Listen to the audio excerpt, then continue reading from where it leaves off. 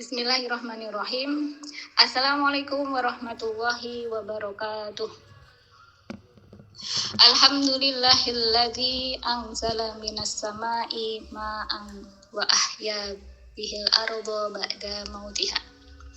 Raditu billahi rabbah wa bil islami dina wa bi Muhammadin nabiyya wa rasulah. Allahumma sholli wa sallim wa barik ala nabiyyina Muhammad wa ala alihi wa ashabihi ajma'in. Qala Allahu bil Qur'anil Karim, A'udzu billahi minasy syaithanir rajim. Bismillahirrahmanirrahim.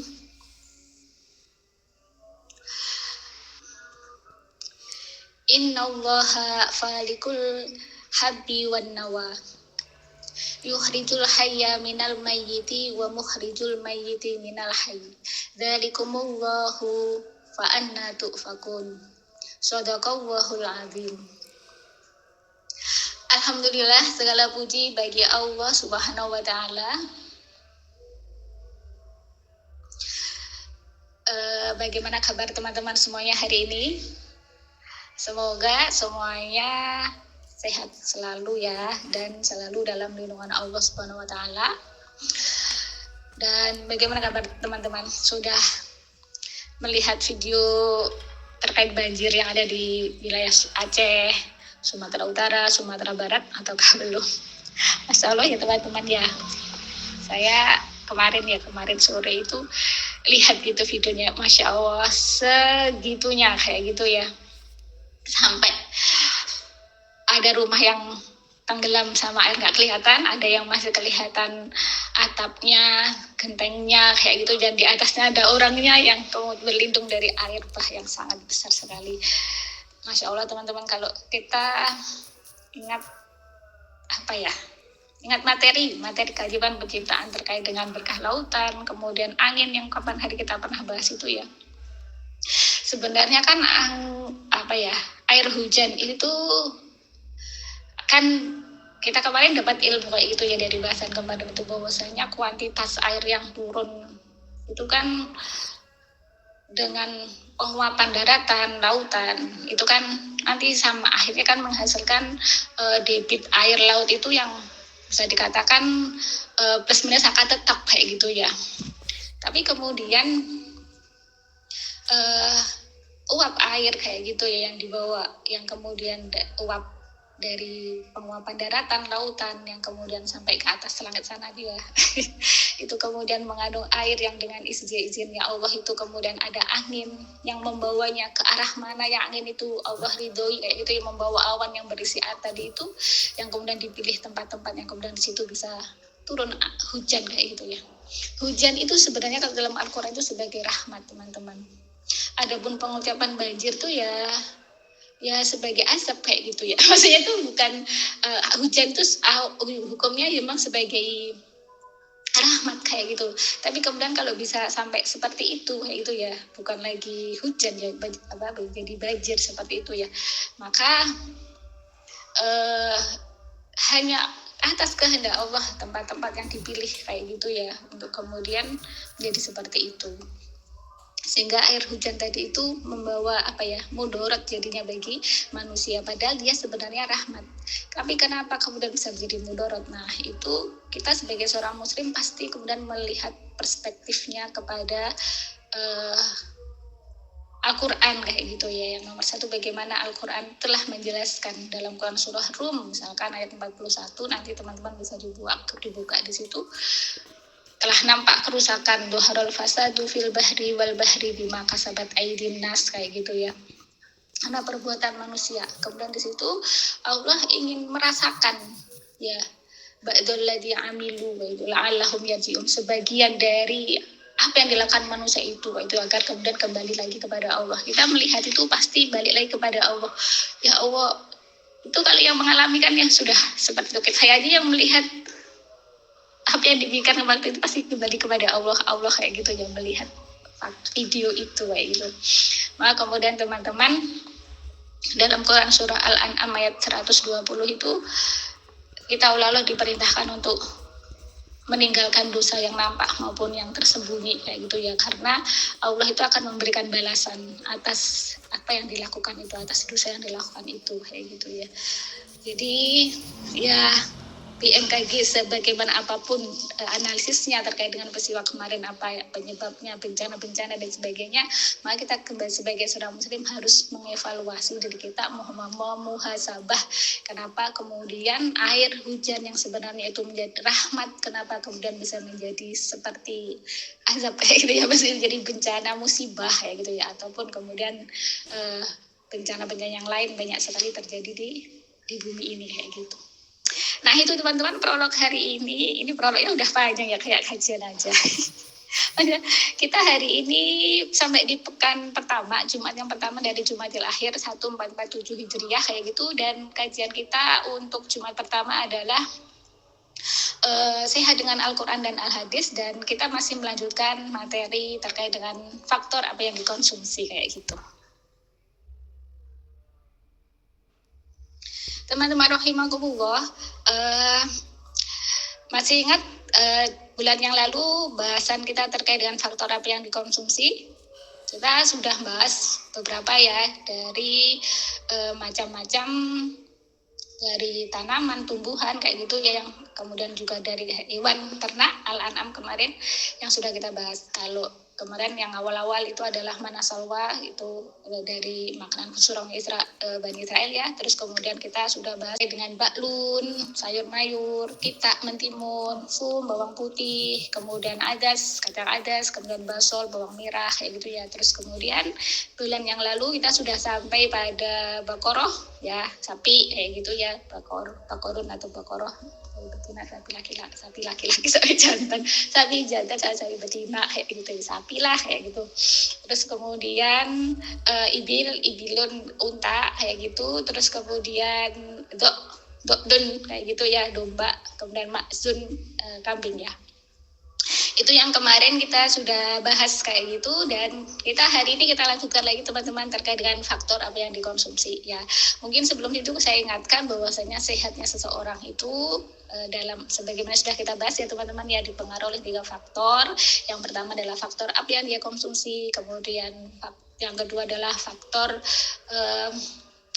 penggunaan dari akal, hati, kemudian raga kayak gitu, kemudian atau kemudian yang ketiga adalah faktor pengobatan dikala sakit kayak gitu. Dan kita masih sampai pada faktor yang pertama, yaitu apa yang dikonsumsi. Dan dikonsumsi ini kita kemarin bagi dari 2, yaitu yang dikonsumsi oleh indera pengecap, sama yang kedua adalah faktor apa yang dikonsumsi oleh indera selain indera pengecap, yaitu 4 indera yang lain ya, peraba, terus kemudian pendengaran, penglihatan, gitu, penciuman. Nah itu nanti dibahas setelah faktor yang dikonsumsi oleh indera pengecap ini selesai kayak gitu ya. Dan kita hari ini sampai pada makanan yang berikutnya, faktor yang dikonsumsi melalui indera pengecap berikutnya adalah terkait dengan biji-bijian teman-teman ya. Nah teman-teman, sebagaimana di slide yang saya bagikan itu ya, terkait dengan biji-bijian ini, ayat sebelum Quran surah Yasin itu ada kayak gitu ya. Tapi kemudian saya saya rundutkan gitu, kayaknya yang pas itu ini kayak gitu ya. Maksudnya itu mudah untuk kemudian dipahami kayak gitu. Dan juga bahwa kandungannya itu dalam kayak gitu. Di situ dalam Quran surah Yasin ayat 33, Allah Subhanahu wa taala berfirman, A'udzu billahi minasyaitonir rajim. Bismillahirrahmanirrahim. Wa ayatul lahumul ardul maitah ahyainaha wa akhrajna minha habban faminhu ya'kulun. Shadaqallahul azim. Di situ teman-teman, Allah Subhanahu wa taala itu menjelaskan bahwasannya wa ayatul lahumul ardul maitah ya. ardul maitah itu, ardu itu bumi, maitah itu yang tandus, yang mati ya, maitah itu. Terus kemudian ahyainaha, Allah itu menghidupkan bumi tadi itu ya. Hanya domir ha itu kembali lagi ke bumi, teman-teman. Kenapa kok ha, kenapa kok enggak hu? Kenapa? Karena ardun itu disifati sebagai muannas atau perempuan, makanya dia pakai ha, ahyainaha kayak gitu. Jadi saya sedikit berbagi apa yang pernah saya pelajari biar nggak lupa, itu jadi dibagikan. Kemudian ya di situ wa ayatun, jadi bumi yang telah mati tadi itu oleh Allah dihidupkan ya, itu menjadi ayatun, menjadi ayat bagi mereka, maksudnya bagi kita semua manusia kayak gitu ya, baik yang muslim maupun non muslim ya. Dihidupkannya itu dengan apa ya? Dihidupkannya itu salah satunya dengan diturunkan hujan tadi itu. Makanya tadi saya mengawalinya anzala minas sama'i ma'a wa ahma'an ya. Wa ahya bihil ardo ba'da mautiha. Jadi air hujan itu sebenarnya untuk menghidupkan bumi yang tandus-tandus tadi itu. Ketika sudah diturunkan air hujan, maka bumi itu menjadi hidup kayak gitu. Yang tanaman-tanaman pada mau mati, yang tandus-tandus tanahnya jadi subur kembali, muncul tanaman-tanaman. Kan saya itu kalau kayak gitu kan saya menyapu halaman tuh, ini gara-gara hujan nih jadi rumputnya tuh ditumbuh di tempat-tempat yang biasanya nggak tumbuh rumput jadi tumbuhnya rumput karena ada hujan kayak gitu tadi itu ya. Akhirnya banyak tanaman yang tumbuh yang awalnya kering jadi subur kayak gitu. Untuk makanya kemudian hujan itu sebenarnya rahmat dari Allah Subhanahu wa taala. Terus kemudian teman-teman di ayat itu ya, jadi yang pertama ayat tanda kebesaran Allah yang pertama di situ diterangkan ya tadi itu Allah jadikan bumi yang tandus tadi itu menjadi hidup kayak gitu. Itu adalah ayat tanda. Kalau kita mau mikirin, Masya Allah ya, habis hujan itu kan biasanya pasti segar-segar ya, tanaman-tanaman, udara itu juga enak diserap, dihirup kayak gitu ya. Dan udara jadi dingin, segar kayak gitu. Terus kemudian tanda Allah yang berikutnya apa? Wa akhrajna, dan akhrajna, dan kami Allah, maksudnya Allah mengeluarkan kayak gitu ya. Minha, dari bumi tadi itu habban ya, biji-bijian atau bulir kayak gitu ya. Faminhu, maka dari itu dari bijian-bijian tadi itu yakulu, nah mereka itu makan, maksudnya manusia itu memakan biji-bijian tadi itu kayak gitu.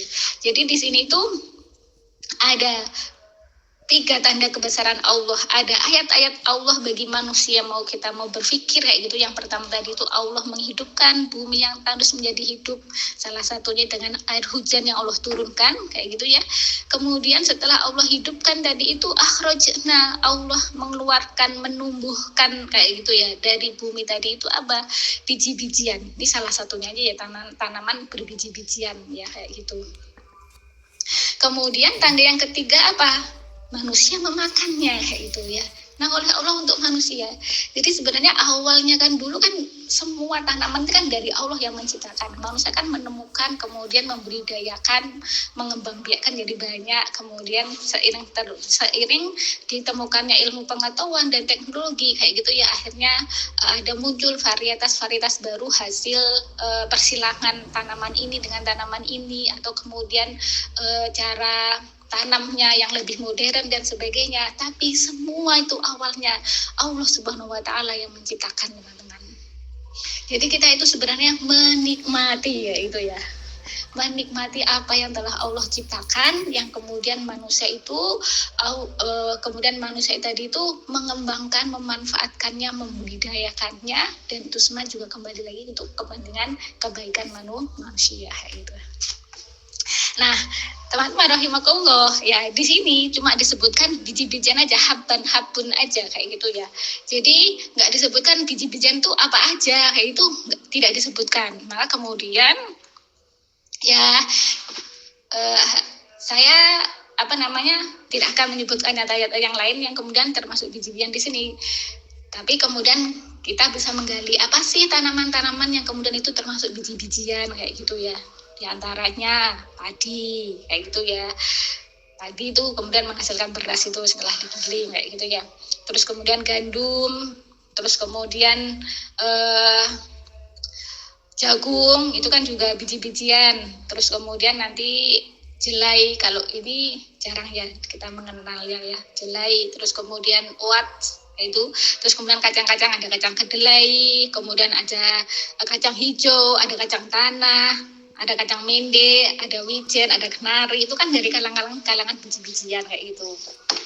Nah, teman-teman rahimakumullah, sekarang kita akan bahas beberapa dari biji-bijian ini. Apa sih rahmat yang Allah Subhanahu wa taala berikan pada biji-bijian yang telah Allah ciptakan ini kayak gitu. Terus kemudian apa sifat atau kandungan obatnya atau kandungan manfaatnya Allah berikan melalui biji-bijian ini kayak gitu. Nah, di antara yang akan kita bahas hari ini, insya Allah ya, mulai dari gandum, beras, jagung, sama kacang-kacangan kayak gitu.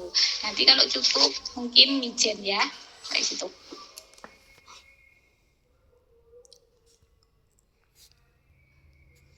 Teman-teman rahimakumullah, yang pertama kita bahas adalah dari biji-bijian adalah gandum ya. Jadi gandum ini kalau sudah diolah bisa menjadi tepung gandum yang disebut dengan terigu itu ya. Kalau kita goreng-goreng pasti pakai tepung terigu, tepung gandum kayak gitu ya. Jadi kalau sudah dimasak, bisa jadi makanan macam-macam. Ada roti tawar gandum, terus kemudian bisa dimanfaatkan untuk berbagai macam makanan, terutama roti, bubur, gandum ya, dan lain-lain kayak gitu. Banyak sekali manfaat dari biji gandum ini kayak gitu. Nah, teman-teman, ternyata biji gandum ini ya, yaitu memiliki 3 bagian utama kayak gitu ya. Yang pertama kulit ya, kulit gandum kayak gitu.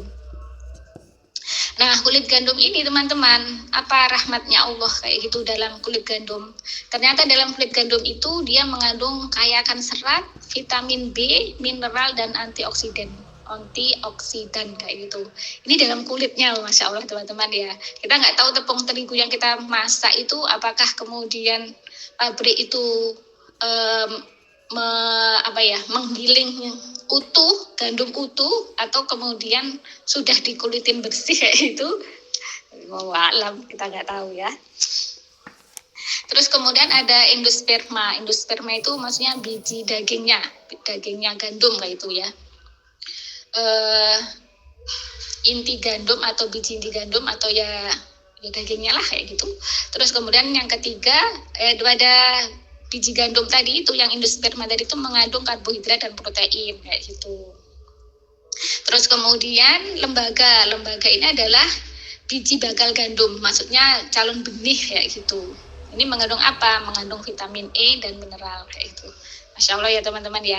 Terus kemudian dalam bukunya Dr. Nadia Tayorah diterangkan gandum seberat 100 gram itu mengandung 360 satuan kalori, 27 gram protein, 45 gram karbohidrat, 12 gram lemak, 8 mg zat besi, vitamin B, vitamin A, sebanyak 650 satuan, 50 mg vitamin E dan vitamin D. Itu adalah rahmat yang Allah berikan pada biji gandum. Nah, terus kemudian sifat atau manfaatnya dari biji gandum itu apa? Ketika melihat komposisi vitaminnya seperti itu, teman-teman. Ketika mengandung vitamin B itu baik itu untuk vitamin B itu nggak dijelaskan ya, vitamin B1 atau B2 atau B3 atau B9, coba vitamin B. Kalau setahu saya misalkan kayak vitamin B1 itu nanti bisa bermanfaat untuk melindungi dari penyakit beri-beri kayak gitu ya. Terus kemudian kalau antioksidan itu berarti nanti manfaat untuk menanggulangi dari radikal bebas kayak itu ya, dari kerusakan sel yang bisa menyebabkan penyakit kanker kulit ataupun yang lain, kanker yang lainnya kayak gitu. Terus kemudian karbohidrat ya terkait dengan energi nanti ya, yaitu penghasil dari energi kayak gitu. Terus kemudian protein itu nanti bermanfaat untuk otot ya. Ini apa namanya ya, kekuatan otot, isi otot kayak gitu ya, untuk otot lah, kebaikan untuk otot kayak gitu diantaranya itu. Terus kemudian vitamin E baik untuk kulit kayak gitu ya. Mineral itu berarti nanti mulai dari kalsium dan sebagainya itu ya. Tapi di sini tadi dijelaskan apa mineralnya. Mineralnya diantaranya berarti apa? Zat besi ya di situ. Zat besi berarti nanti penghasil dari pembentukan hemoglobin atau sel darah merah yang bisa mengatasi penyakit anemia itu. Insya Allah teman-teman, ini dari manfaat gandum. Jadi kalau teman-teman goreng-goreng pakai gandum, ya insya Allah akan menyerap dari vitamin-vitamin atau kemudian mineral-mineral yang ada pada gandum kayak gitu. Teman-teman rahimakumullah, ini ada tambahan sedikit fikih sedikit ya terkait dengan gandum. Jadi ada hadis khusus dari Rasulullah SAW berkaitan dengan gandum. Jadi gandum ini termasuk komoditi atau barang ribawi kayak gitu ya teman-teman ya. Di situ ada hadis dari Abu Sa'id ya, Rasulullah SAW bersabda, az-zahabu bil-zahabi wal fiddatu bil-fiddati wal burru bil-burri wal milhu bil-milhi mislan bimislin yadan biyadin. Kayak itu. Sampai di situ dulu saya artikan ya. Jadi Rasulullah di situ bersabda, emas dengan emas, zahab bil-zahab, wal fiddah bil-fiddah, perak dengan perak, wal bur bil-bur. Bur itu adalah biji gandum teman-teman. Wal milhu, garam, bil milhi dengan garam, mislan bimislin, artinya harus sama takaran timbangannya ya, dan biyadin, tunai kayak gitu. Jadi artinya maksudnya barang ribawi itu gimana teman-teman? Kalau teman-teman itu beli emas, perak, gandum, garam itu apabila ditukar, maksudnya itu ditukar dengan sesama gandum kayak itu, gandum dengan sama gandum, maka itu harus sama takarannya. Jadi kalau misalkan teman-teman mau menakar gandum milik saya dengan milik teman-teman, misalkan itu takarannya harus sama, 1 kilo ya 1 kilo, nggak boleh lebih, nggak boleh kurang kayak gitu, karena ini barang ribawi. Dan berikutnya apa? Berikutnya harus tunai, jadi harus diterserah terimakan langsung kayak gitu, tidak boleh dihutang dulu, itu nggak boleh. Jadi harus langsung dibayar tunai seketika waktu transaksi itu kayak itu. Maka kalau teman-teman beli tepung gandum, tepung terigu, nah harus tunai ya teman-teman ya. Maksudnya termasuk barang ribawi itu. Itu aja tambahan fikihnya sedikit terkait dengan gandum.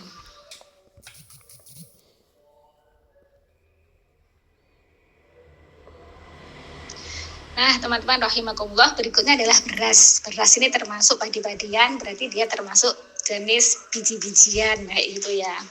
Teman-teman, apa rahmatnya Allah pada beras kayak gitu ya? Ternyata beras seberat 100 gram itu mengandung protein, lemak, karbohidrat, kalori, serat, kalsium, potasium, fosfor, magnesium, sodium, klor, zat besi. Salah banyak sekali. Ini beras utuh ya teman-teman. Kalau beras utuh itu berarti kalau yang beras kita beli yang warna putih itu sudah nggak utuh. Sebentar, saya ada gambar terkait dengan beras utuh. Nah itu teman-teman, beras utuh itu meliputi ada sekam itu kulitnya, yaitu kulit yang meliputinya. Kemudian beras putih itu yang dalamnya itu ya dagingnya kalau saya menyebutnya ya. Terus ada bekatul ya, berarti katul itu ya. Terus kemudian tunas atau calon biji gandum, calon biji beras padi kayak gitu ya. Jadi itu teman-teman, dalam satu padi utuh berarti itu mengandung seperti yang saya sebutkan tadi, protein, lemak, karbohidrat, ya kalori, serat, kalsium, potasium, fosfor, dan seterusnya tadi itu. Itu dalam 100 gram beras utuh kayak gitu ya. Nah, adapun yang kita konsumsi itu kan termasuk beras putih itu. Artinya kalau beras putih sudah sekamnya hilang, bekatulnya hilang kayak gitu ya. Padahal dalam sekam sama bekatul itu ada muatan vitaminnya loh teman-teman ya. Kalau itu sebagaimana di slide yang itu, yang warna-warni berasmu bikin sehat tubuhmu itu ya teman-teman ya. Nah itu teman-teman bisa baca ya. Ketika beras itu putih, sudah hilang sekam sama bekatulnya kayak gitu ya. Maka kemudian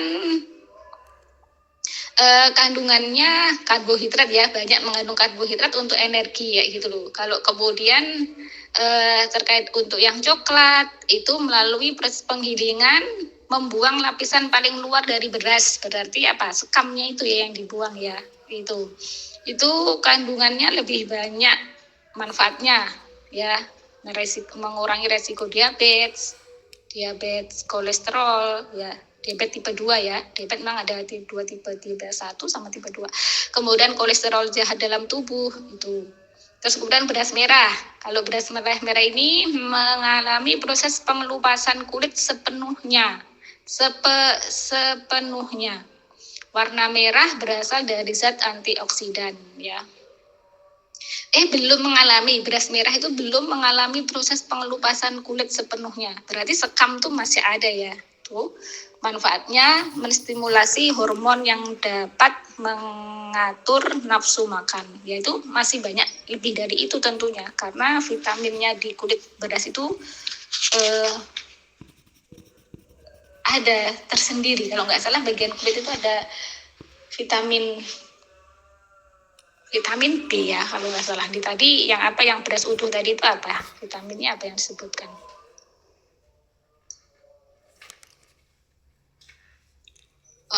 Nggak ada ya. Ya, nanti teman-teman bisa cek sendirilah sekamnya padi tadi itu. Terus kemudian beras hitam, pengelupasan kulit hanya gabahnya saja. Nah, itu teman-teman yang biasa beraktivitas petani padi mungkin lebih paham ini terkait dengan proses-proses penggilingan padi sampai warna putih itu yang biasa kita konsumsi, itu ternyata sudah kita kehilangan sekam bekatul yang di situ mengandung nilai gizi tersendiri kayak gitu. Insyaallah ya teman-teman ya, dengan komposisi yang seperti itu ya. Nah, kemudian dalam bukunya Dr. Nadia Tara itu diterangkan apa aja manfaat dari beras yang kita makan sehari-hari itu teman-teman ya. Yang pertama pasti untuk stamina, karena dia kandungan karbohidrat yang tinggi kayak gitu ya. Terus kemudian mencegah pembekuan darah, berperan penting dalam mencegah penyakit jantung, penggumpalan darah di otak kayak gitu. Terus kemudian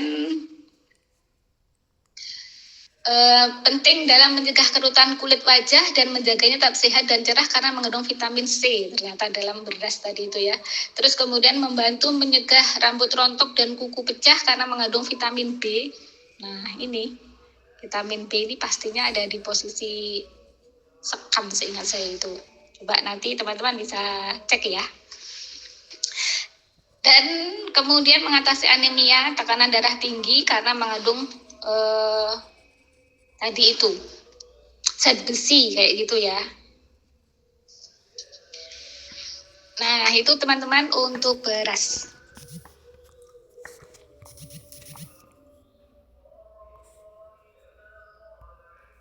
Teman-teman rahimakumullah, berikutnya adalah jagung. Nih, jagung ini cemilan kalau hujan-hujan gitu digodok enak kayak gitu ya. Jagung godok, kemudian jagung bakar kayak gitu ya. Terus kemudian bisa dipakai itu popcorn, terus kemudian grontol gitu, jagung, tepung jagung juga bisa. Kue-kue dari jagung itu macam-macam ya. Jadi jagung manfaatnya sangat banyak sekali. Marning itu yang saya brondong juga itu jadi jagung kayak gitu. Insya Allah ya. Apa aja kemudian rahmatnya Allah pada jagung? Ternyata jagung itu mengandung nutrisi sangat banyak sekali dalam 100 gram gandum. Kita mengutip aja ya teman-teman ya. Saya mengutip karena saya bukan ahli gizi itu ya. Jadi ternyata gandum itu mengandung energi, protein, lemak, karbohidrat, kadar gula, kalsium, fosfor, besi, vitamin A, vitamin B, vitamin C, air, insya Allah itu ternyata dari jagung kayak gitu ya. Dengan kandungan mineral dan vitamin yang seperti itu dan juga ada air ternyata ya dari jagung kayak gitu, maka banyak sekali manfaatnya. Di antaranya itu yang tersebut dalam slide itu. Karena kandungan apa ini?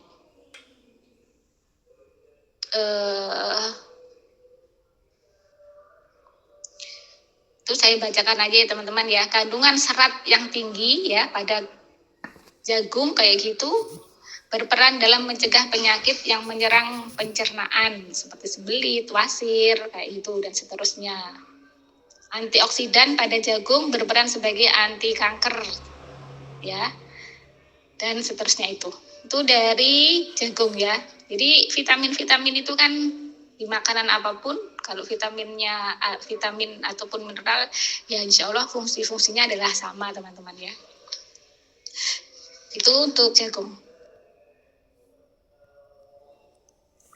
Nah, teman-teman rahimakumullah, berikutnya adalah kacang-kacangan. Kacang-kacang ini banyak sekali ternyata ya teman-teman. Ada kacang polong, kacang hijau, kacang merah, kacang kedelai, kacang tanah, kacang mende, kacang hitam, kacang almond. Dan mungkin di luar sana masih ada yang lain. Insya Allah banyak sekali tanaman-tanaman yang Allah ciptakan dari biji-bijian ini. Teman-teman, sebagaimana di slide itu, teman-teman bisa baca sendiri ya, apa aja manfaat atau khasiat dari masing-masing kacang gitu. Yang sering kita konsumsi mungkin kacang hijau, kacang kedelai kadang-kadang bisa untuk tempe, terus kemudian tahu, terus kemudian apalagi susu kedelai ya. Dan kalau diolah lagi bisa jadi makanan yang bermacam-macam. Kedelai juga begitu, itu ya bisa dibuat bubur, kedelai ya, susu kedelai, susu kacang hijau dan seterusnya, minuman ya, minuman kacang hijau kayak gitu ya. Kacang tanah itu juga lagi musim ini, kacang tanah kalau saya ke pasar sering melihat kacang tanah ini, lagi musim panen kayaknya itu. Dan di situ manfaatnya masing-masing ya, semuanya mengandung gizi masing-masing dan memiliki manfaat masing-masing ya gitu ya. Misalkan kacang hijau ya, itu apa? Itu meningkatkan imun tubuh ya, imunitas daya tahan tubuh ya, mengurangi resiko osteoporosis atau rapuh, tulang rapuh kayak gitu ya. Terus kemudian kacang kedelai, maksudnya saya pilih yang sering-sering kita makan aja ya teman-teman ya. Yang lainnya itu bisa dibaca sendiri kayak gitu. Kacang kedelai ini bisa dibuat susu delai kayak gitu ya. Itu tulang ya, menjaga kesehatan tulang, otot kayak gitu, dan juga sendi kayak gitu. Nah ini ya, juga baik untuk menjaga kesehatan jantung kayak gitu ya. Berarti banyak mengandung mineral ya, tulang, otot, protein juga kayak gitu ya. Berarti sama kalau tulang juga mungkin kalsium diantaranya kayak gitu ya. Terus kemudian kacang tanah. Nah, kacang tanah ini hujan-hujan enak, kacang godok tanah, kacang tanah digodok, digoreng gitu, goreng ya, dibakar itu kacang tanah. Itu menjaga dari sakit jantung ya, menurunkan kolesterol, mencegah resiko stres dan sebagainya. Berikutnya dari kacang tanah itu, dia memiliki sifat bikin tetap kenyang kayak gitu loh. Biasanya kan kalau kita makan kacang tanah itu kan nggak satu biji aja kan teman-teman ya, lagi tuh biasanya yaitu pengaruhnya mamah biak dari kacang tanah itu bikin awet kenyang kayak gitu, salah satunya itu. Nah, ada pun yang lain-lainnya baca sendiri ya teman-teman ya, ini udah kelewat jam 2.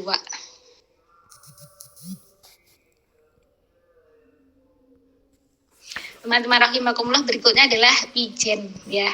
Wijen yang biasanya membalut undi-undi dikasih wijen, ada roti dikasih wijen, itu loh ya teman-teman. Biji wijen itu ternyata kandungannya itu ya, ada kalori, protein, lemak, karbohidrat, serat, kalsium, besi, zat besi dan sebagainya.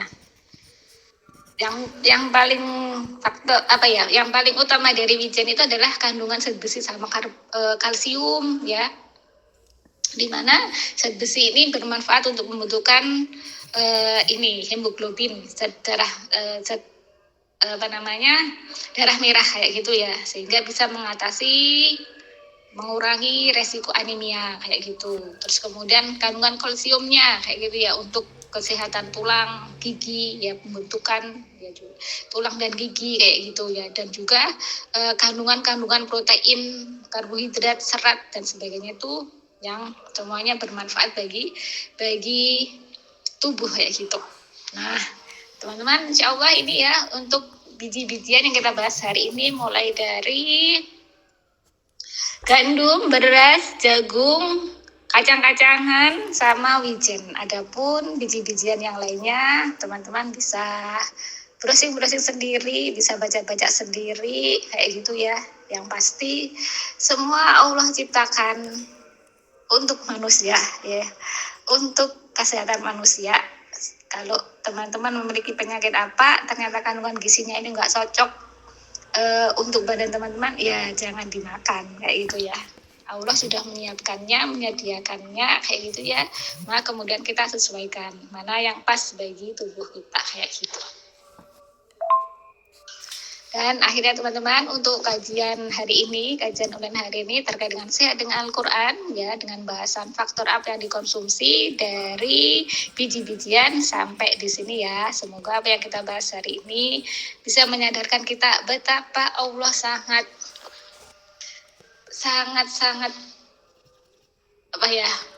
perhatian mencukupi semua kebutuhan manusia, itu sampai Allah ciptakan biji-bijian itu sebanyak ini, kayak gitu loh. Ini benar-benar ayatnya dari Allah Subhanahu wa taala, tanda kebesaran Allah Subhanahu wa taala, dan mari kita bersyukur kepada Allah Subhanahu wa taala ya, yang kita telah Allah cukupi. Allah Subhanahu wa taala telah mencukupi kebutuhan makanan kita. Ya, kita tinggal menyesuaikan mana yang pas bagi kesehatan tubuh kita itu. Dan mari kita akhiri dengan baca istighfar 3 kali dan doa kafaratul majelis. Astaghfirullahaladzim, astaghfirullahaladzim, astaghfirullahaladzim. Subhanakallahumma wa bihamdika asyhadu an la ilaha illa anta astaghfiruka wa atubu ilaik. Al-haqqu min rabbika fala takunanna minal mumtarin. Sungguhnya kebenaran itu datangnya dari Allah Subhanahu wa taala semata, dan apabila ada salah ataupun kurangnya itu semata-mata kelemahan saya pribadi, maka mohon dimaafkan. Dan akhirnya saya akhiri, wassalamualaikum warahmatullahi wabarakatuh.